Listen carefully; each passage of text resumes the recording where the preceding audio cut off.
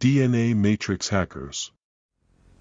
You've already mentioned your rejection of organized religion, but can you explain to us why you are so positively against How those can things? you organize a human being according to a pattern? Whether it's a religious pattern, faith, belief, dogma, rituals, how can you shape man who is extraordinarily alive and to a particular mode, like the communists are trying to do, the totalitarians are trying to force man to a certain way of thinking, which is so contrary to freedom.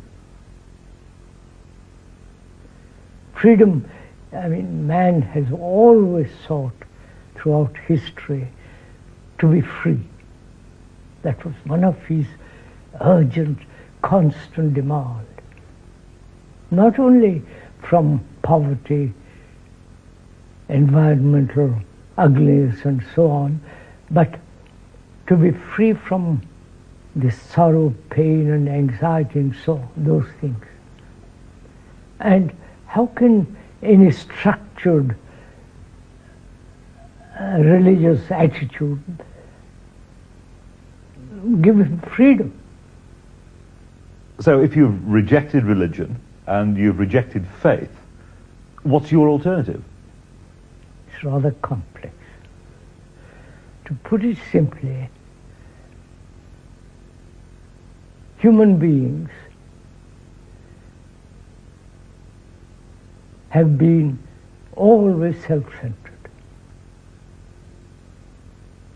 always selfish, to put it very brutally simply. And various religions have tried to help him not to be so self-centered and identify yourself with something greater.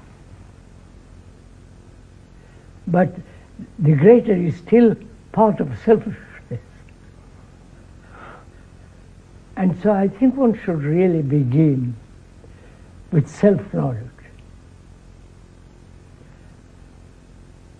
The ancient Hindus, long before the Greeks, have said, know thyself first. Because if you don't understand yourself, basically, fundamentally, whatever you do will still be the activity of illusions. So, know thyself. Not according to some philosopher or some psychologist, but know yourself in your relationship with the world. Not only the external world of nature, I'm saying this, not the ancient, not only your relationship with nature, but also your intimate relationship with whom you live.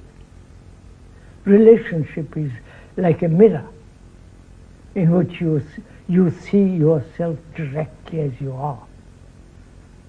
No pretensions. Watch your reactions. Understand your reactions and go beyond them. And it's much more complex.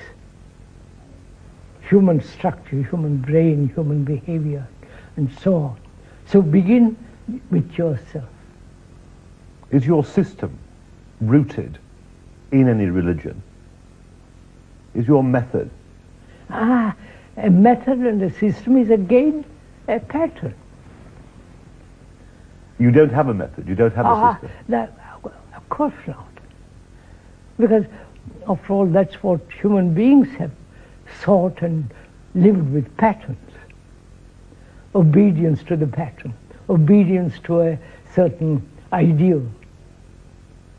All that has led to such enormous conflict.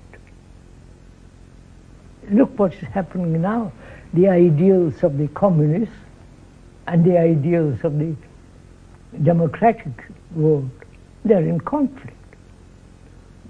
So really one has to ask much more a serious question: what place has ideals in life at all? They may have no place at all. What is important is to begin with what is actual. We are having a conversation now, a dialogue, in which both of us are sharing. We talk freely, I hope, inquire, investigate. Therefore, there is no system in that. Both of us are seriously concerned about something, and we begin to have a dialogue about it. Why human beings throughout the world live in conflict. Why should have a system about that? And whether we can live without conflict. Because conflict is destroying the world. Not only in personal relationship, but with nature, with other human beings. So, is it possible to live without conflict? Is it possible to live a life of great, if I can use that word which has been so spoiled, love? And be free of suffering. And this is, why should have a system of inquiry into that? But in inquiring, we discover a great many things. If we are both attentive, watchful, and we discover the most fantastic and real things. And the perception of that